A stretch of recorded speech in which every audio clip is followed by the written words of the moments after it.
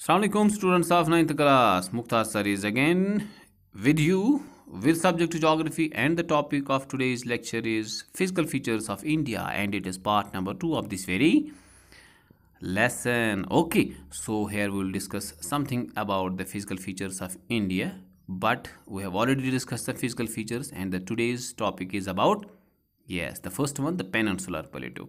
When we go back in the history of India, in hundreds and thousands of years ago, there was volcanic eruptions, heavy volcanic eruptions took place in the southernmost part of India, and because of the number of layers, this lava layers, spread over the southernmost part of India, and this ultimately gave us the Peninsular Plateau, and this has been divided into two parts: the Central Highland, the northern part of the Peninsular Plateau is called Central Highland, नीचे वाला डेक्कन प्लेटू कहलाता है।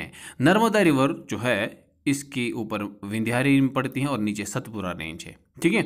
Vindhya range से ऊपर अरावली तक central highlands कहलाता है और इसके नीचे वाला हिस्सा डेक्कन प्लेटू कहलाता है। सेंट्रल हाईलैंड में चंबा बेतवा रिवर्स आते हैं, वो ऊपर नॉर्थ ईस्ट की तरफ चले जाते हैं, क्योंकि इसका स्लोप सेंट्रल हाईलैंड्स का उसी तरफ है, और अल्टीमेटली वो जो है भाई साहब आगे जाके गंगा में मर्ज हो जाते हैं, ठीक है सर। इससे आपको पता चलेगा कि इसका स्लोप कहाँ की तरफ है।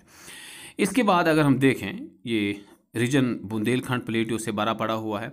बुंदेलखंड और मालवा प्लेटो भी इसी में आते हैं, और छोटा नागपुर इलाका भी, छोटा नागपुर प्लेटो भी इसी में आता है। और नीचे वाला हिस्सा, हाँ, सतपुरा रेंज से नीचे वाला क्या कहलाता है?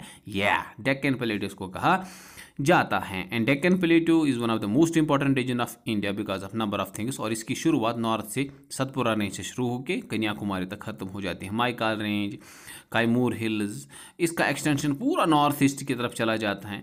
वहाँ पर मेघालय प्लेटो इसी का हिस्सा है, नॉर्थ सरकार हिल्स इसी के आते हैं, कार्बाई एंगलोंग जो प्लेटो हैं वो भी इसी का हिस्सा पड़ते हैं। इसके अलावा जो रेंजेस वहाँ पर हैं, गारो काशी और अजंता हिल्स, वो भी इसी के हिस्से में आ जाते हैं। The western boundary is demarcated by the western Ghats, और ईस्टर्न घाट्स जो हैं इसकी ईस्टर्न बाउंड्री डिमार्केट करती हैं।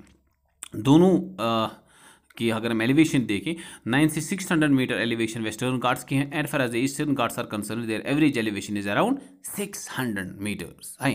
ये बहुत इंपॉर्टेंट है। The rivers which flow through this very region are flowing towards the Bay of Bengal. सारी महानदी, गोदावरी, कृष्णा, कावेरी, सारी की सारी नदियां जो हैं, दरिया जो है, बे ऑफ बंगाल में ही आके ख़त्म हो जाती हैं। अगर हम वेस्टर्न घाट्स की हम बात करें, number of mountains are there, लेकिन सबसे ऊंची जो पहाड़ी है भाई साहब वो है एनामदाई, जो 2695 metres above from the sea level है, जो बिल्कुल नीचे कन्याकुमारी में हमें देखने को मिलती है, ठीक है सर। इसके बाद अगर हम देखें, महानदी जैसे मैंने कहा और नीलगिरी का इलाका जो है, इसको हम दो हिस्सों में बांटते हैं इस ईस्टर्न घाट्स के हवाले से, ठीक है, क्योंकि ये कंटिन्यूस रेंज भी नहीं है, क्योंकि दरिया यहाँ से जितने भी चलते हैं वो इसी रेंज को क्रॉस करके बे ऑफ बंगाल में ख़त्म हो जाते हैं। महेंद्रगिरी सबसे ऊंची पहाड़ी है ईस्टर्न घाट्स की, 1501 मीटर जिसकी एलिवेशन है, याद रखना भाई साहब, हाँ। इसके अलावा जवेदिया हिल्स भी पड़ते हैं ईस्टर्न घाट्स में हैं, और सिरवोरा जो है हिल्स वो भी पड़ते हैं। Next physical division is Indian desert. नाम सुनते ही रेत और अरावली रेंज नजर आते हैं। North western part of India is surrounded discovered by the sand and it is called Thar desert because of low rainfall. कितनी भाई साहब? 150 सेंटीमीटर से कम रेनफॉल रीजन जो है हिंदुस्तान का, वो थार डेजर्ट कहलाता है। एक ही सीजनल रिवर यहाँ पर बढ़ती है, वो है लूनी, ठीक है सर। इसके बाद कोस्टल प्लेन्स। कोस्टल प्लेन्स कहाँ पर हैं? हिंदुस्तान के पेनिनसुलर रीजन में पड़ते हैं। वेस्टर्न घाट से लेके अरेबियन सी के बीच वाला इलाका western coastal plains, and the region lies between eastern Ghats and the Bay of Bengal is called eastern coastal plains. अगर हम वेस्टर्न कोस्टल प्लेन्स को देखें, इसको हम 3 हिस्सों में बांटते हैं, याद रखना भाई साहब। नॉर्थ वाला जो हिस्सा है इसको क्या कहते हैं, याद रहेगा? अरे यार, आपको तो याद रखना ही पड़ेगा। पहला हिस्सा कहलाता है, शाबाश, कोंकण कोस्ट, यस। दूसरा हिस्सा कन्नड़ कोस्ट, वेरी गुड। और तीसरा हिस्सा मालाबार कोस्ट कहलाता है। When we see the eastern coastal plain, it has been divided only into 2 parts, northern Circar और यस कोरमंडल कोस्ट, ठीक है भाई साहब। इसके बाद आइलैंड्स, हाँ, ये चारों तरफ से बड़ी पड़ी हुई जो है पानी होती हैं। We have 2 island groups in India, one is there in the Arabian sea, Lakshadweep islands, और दूसरा जो है बे ऑफ बंगाल में पड़ता है, अंडमान निकोबार आइलैंड्स। लक्षद्वीप आइलैंड्स के बारे में आपसे कहना ज़रूरी है कि these are coral islands. Polyps जो लिविंग ऑर्गेनिजम्स रहते हैं उनकी वजह से बनने वाले कोरल्स जो हैं हमारे पास हैं, इनकी वजह से यहाँ पर बना हुआ है। लक्षद्वीप आइलैंड्स, इसको 1973 से पहले का अमिनद्वीप लक्षद्वीप इसको कहा जाता था, लेकिन 1973 में इसका नाम बदल के लक्षद्वीप रखा गया और अमरावती कावरत्ती आइलैंड जो है इसकी कैपिटल सिटी है। अंडमान निकोबार आइलैंड्स जो हैं ये दो हिस्सों में बटे हुए हैं, अंडमान एंड निकोबार आइलैंड्स। दोनों गले जंगलों से भरे पड़े हुए हैं।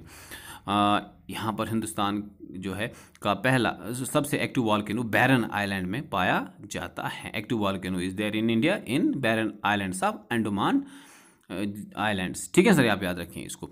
और ये था थोड़ा बहुत हिंदुस्तान के बारे में। हिंदुस्तान की बड़ी डेमोक्रेटिक कंट्री, यहाँ पर वास्टनेस की वजह से झरने, ग्लेशियर्स, ठीक है भाई साहब, प्लेन रीजन्स देखने को मिलते हैं, घास के मैदान, इसी तरह से plateau, store house of minerals, और इसके अलावा जो है हमारे पास आइलैंड्स भी मिलते हैं जो फिशिंग, बोटिंग वगैरह के हवाले से बहुत ज़्यादा इंपॉर्टेंस रखते हैं। So because of vastness, India is having vast physiography which ultimately help us in the developing the Indian economy. So this was all about this very video. Hope you have enjoyed this very video.